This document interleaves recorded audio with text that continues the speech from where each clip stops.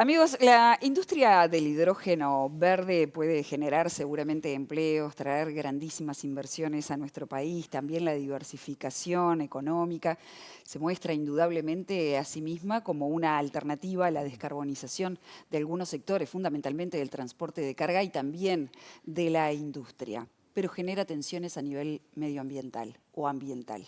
Vamos a hablar de esto y vamos a hablar con Ramón Méndez, que sabe del asunto. ¿Cómo estás, Ramón? ¿Qué tal? Un gusto estar con Bienvenido. ustedes. Muchas gracias. El placer es mío. Ramón, uno se pregunta acerca de estas tensiones, ¿no? Con el hidrógeno verde o con cualquier otro tipo de energía renovable que pueda estar usando un recurso finito, carísimo, indudablemente valioso y esencial para la existencia de la humanidad, de la vida.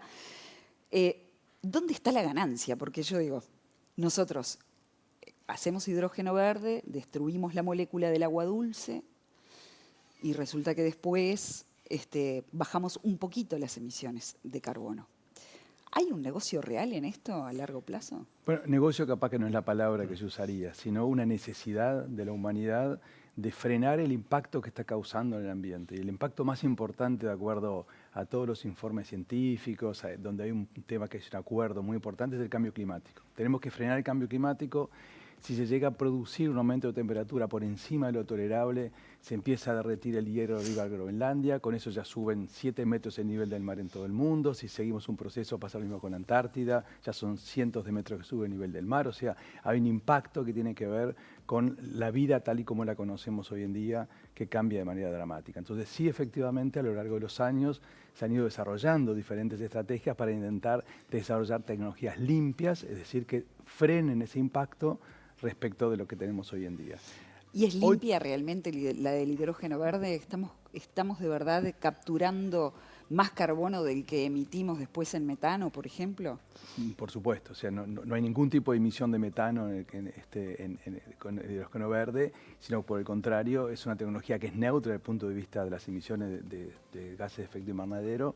Y lo que sucede con el hidrógeno verde sucede muchas veces en muchas tecnologías o avances o desarrollos a nivel humano, que es que cuando están en proceso de desarrollo se generan temores y los temores generan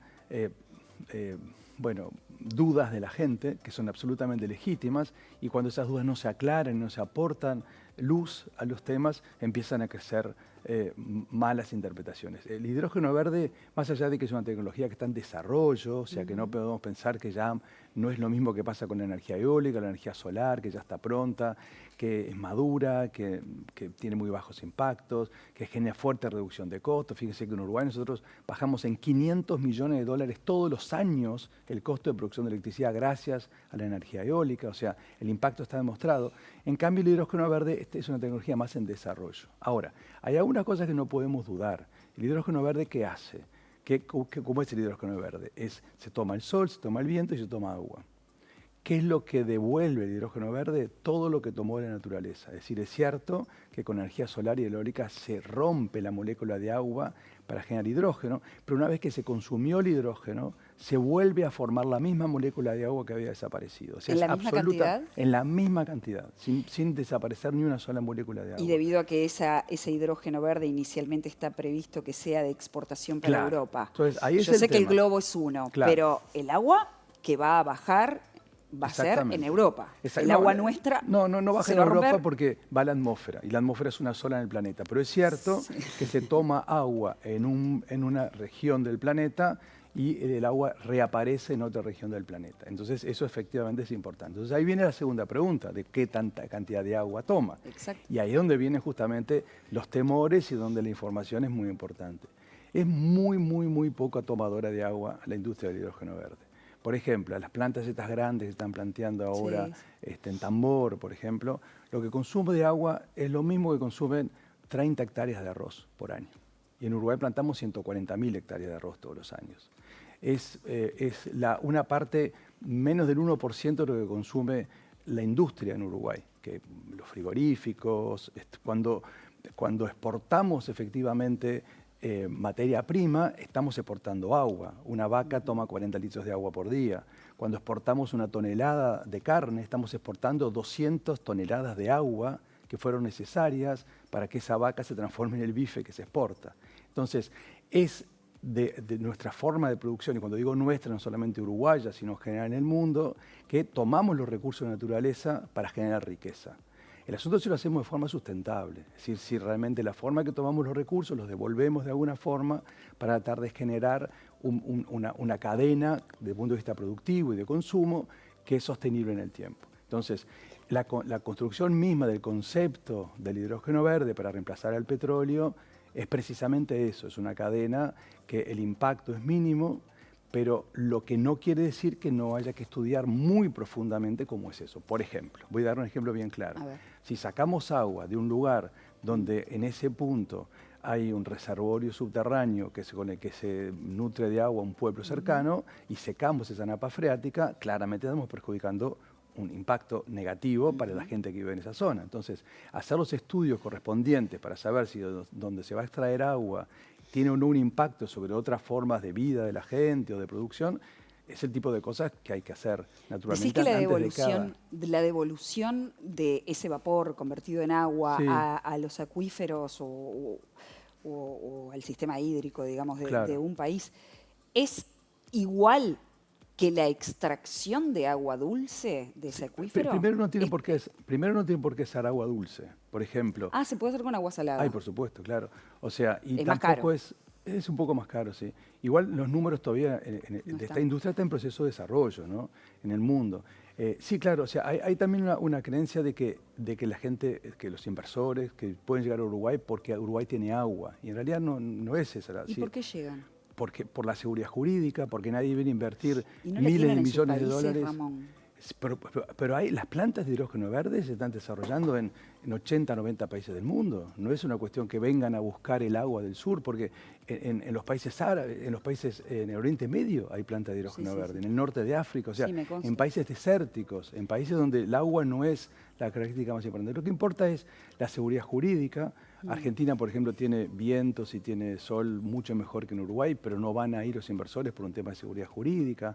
Importa la logística que existe en el país, importa por supuesto también mucho más, muchísimo más el viento y el sol que haya que el agua, porque el agua es muy poca el agua que se usa y además el agua, o sea, por ejemplo, estos proyectos ni siquiera van a ir a buscar agua subterránea, sino que es agua de tajamares en la superficie, porque es muy poca el agua que se utiliza para estos procesos.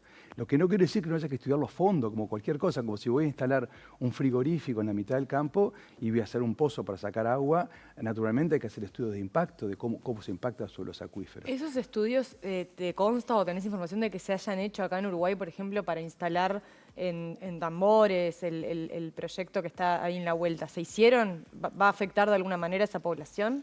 Los estudios, primero, no hay ningún proyecto en proceso de construcción ni nada por el estilo. Hay proyectos anunciados que se están analizando y hasta que no haya un comprador de ese hidrógeno verde en algún lugar del mundo, en Uruguay o donde sea, nadie va a invertir $1.000 millones en ningún lugar si no hay un comprador de lo que se va a producir. Entonces, esos proyectos no existen, son proyectos en proceso de desarrollo.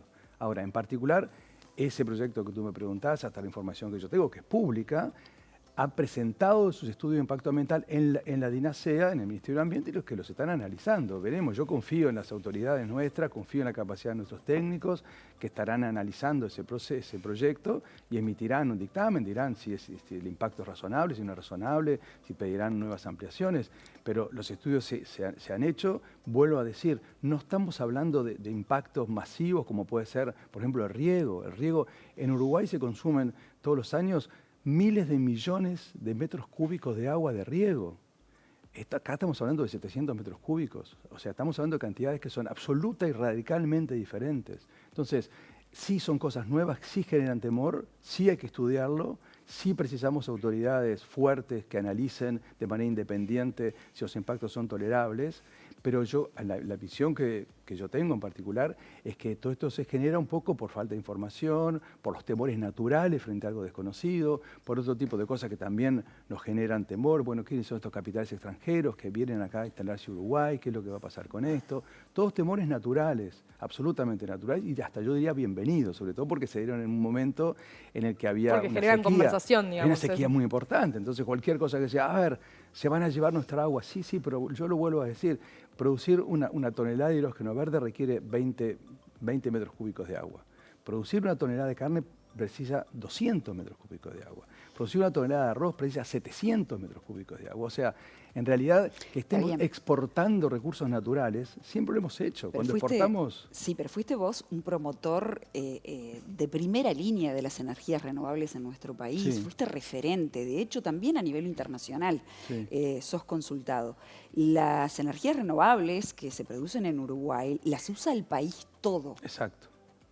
Toda la matriz está conectada y tenemos que más del 90%... 99,1% del año pasado. Casi el 100%. Sí. Somos un ejemplo Sí. y fuiste parte de eso. Cuando uno piensa en este tipo de combustibles sintéticos, está pensando que es para abastecer a cierta parte de la industria y en Europa. Y eventualmente un poquitito acá en Uruguay. Sí. Yo no termino de comprender. Quisiera que me convencieras. No, yo no quiero convencer a nadie porque no es mi rol convencer en un tema como este tipo.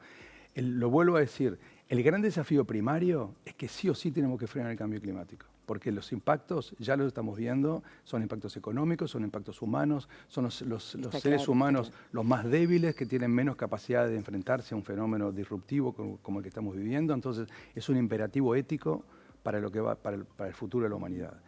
Lo bueno es que hemos desarrollado y estamos desarrollando nuevas tecnologías que efectivamente permiten, con un impacto infinitamente menor sobre el ambiente, porque un molino de viento también tiene un impacto sobre el ambiente. Sí, claro, y la porque un impacto mucho menor, también. todos, absolutamente, con un impacto muchísimo menor con el ambiente, estamos logrando generar tecnologías sustentables y cada vez más baratas.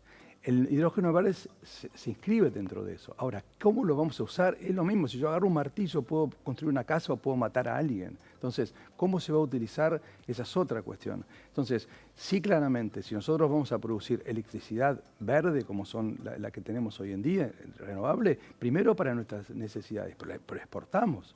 Estamos exportando, es un producto de exportación hoy en día la electricidad que genera divisas. En el año 2022 se generaron 450 millones de dólares de divisas por exportación de excedentes de energía uruguaya a nuestros dos vecinos gigantes. Entonces, es una fuente de divisas.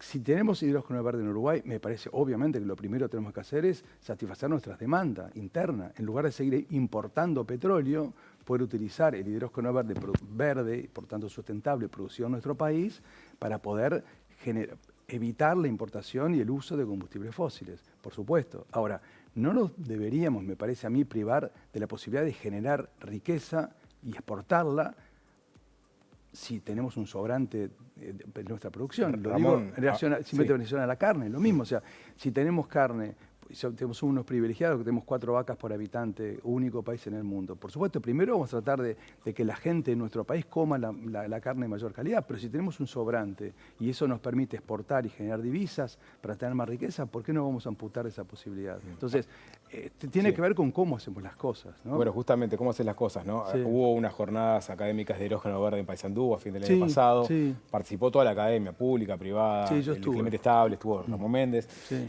la UTEC.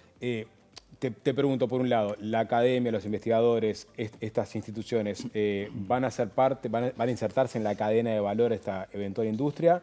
Y la otra discusión estuvo en el plano de ANCAP, ¿no? Si ANCAP tenía o no que participar del negocio con HIF Global, por ejemplo, ¿no? Hasta un 30% digamos, de aporte o de participación en el emprendimiento.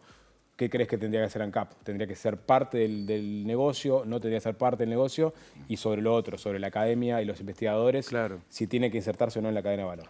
Sí, no hay absolutamente ninguna duda, no solamente la academia, sino toda la generación de riqueza, toda la cadena industrial, aguas arriba y aguas abajo, por ejemplo. Cuando hicimos la transformación del sector eléctrico en Uruguay, la cantidad de molinos de viento que íbamos a fabricar, que hay en total 40 parques eólicos en Uruguay, a pesar de eso no era suficiente para instalar producción de molinos de viento en Uruguay, porque era una escala chica todavía, a pesar de la cantidad, como somos un país chico, eran pocos. Si vamos a instalar hidrógeno verde en Uruguay en las próximas 2 décadas, ya la capacidad, la posibilidad de producir molinos de viento en Uruguay pasa a ser completamente diferente. Entonces, toda la cadena industrial, aguas arriba y aguas abajo de la producción de hidrógeno verde, comienza a ser fundamental. Y el conocimiento es fundamental. La academia tiene que involucrarse. Habíamos creado hace 15 años el Fondo Sectorial de Energía, que era una forma de generar conocimiento, de apoyar a la academia para generar conocimiento sobre los desafíos de la transición energética. Se pasaron de tener menos de 10 investigadores en el país trabajando en temas energéticos a tener más de 200 como tenemos hoy en día, o teníamos hasta hace poco. Por supuesto que eso es fundamental. Si no desarrollamos conocimiento a nivel nacional no lo vamos a poder aplicar. Y lo mismo a nivel industrial, ¿no? O sea, todas las cadenas industriales que se generan es toda riqueza que de alguna forma queda en el territorio gracias a un proceso. Fíjense que en la transición energética que hicimos se generaron 50.000 puestos de trabajo. 50.000 puestos de trabajo. Hubo 2.000 millones de dólares de derrame sobre la economía en los 19 departamentos. Entonces, eso, un sector tan importante como ese, es fundamental. Y si vamos a ANCAP, ahí nos jugamos todo. O sea, las empresas petroleras del mundo están yendo hacia las energías renovables. Si nosotros a ANCAP la dejamos en el petróleo, la matamos. No le damos posibilidad de que se modernice. Entonces, no quiere decir ponerse a hacer inversiones a lo loco de cualquier manera, por supuesto que no. No quiere decir pelearse con el sector privado e impedir que el sector privado pueda participar. Pero si dejamos afuera de esta transformación tecnológica en el mundo y no la permitimos modernizarse, ANCAP la estamos matando. Pero entonces, sobre la discusión puntual que tuvo el directorio, de participar o no con hasta un 30% en este negocio, tu postura es que ANCAP sí tiene que participar y tiene que ir hasta el tope, digamos, de participación. No, de ninguna forma. ¿No? Mi postura es que ANCAP no puede quedar afuera de esto. Con el 3%, con el 30%, con el medio por ciento.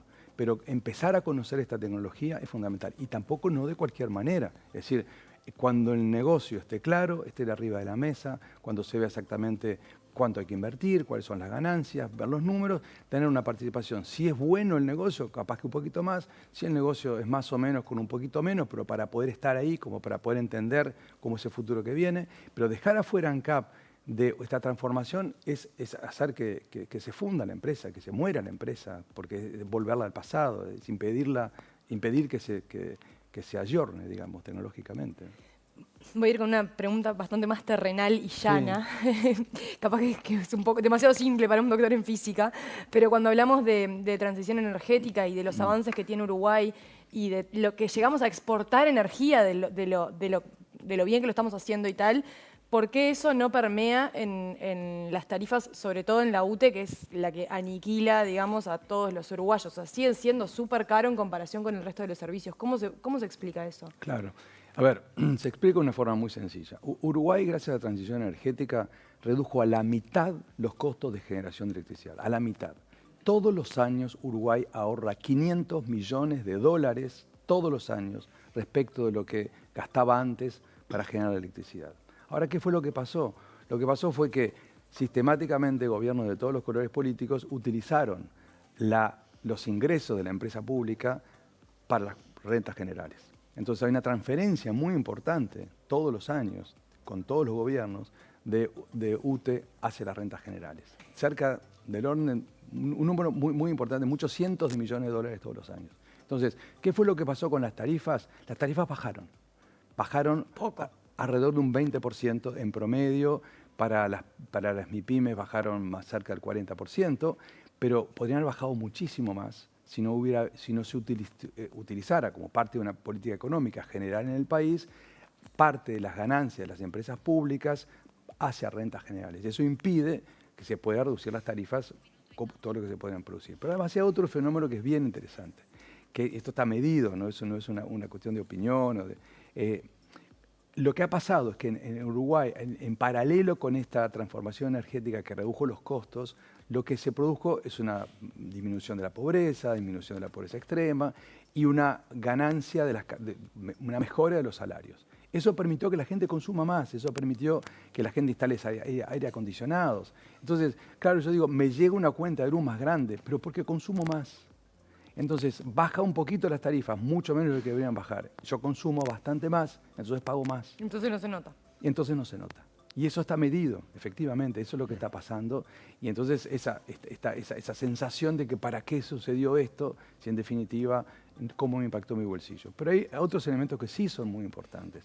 En el mundo, después de la guerra en Ucrania, las inflaciones en el mundo se dispararon. En Estados Unidos llegó al 9%, en Europa se disparó absolutamente, se complejizó toda la economía. ¿Por qué? Por los sobrecostos energéticos.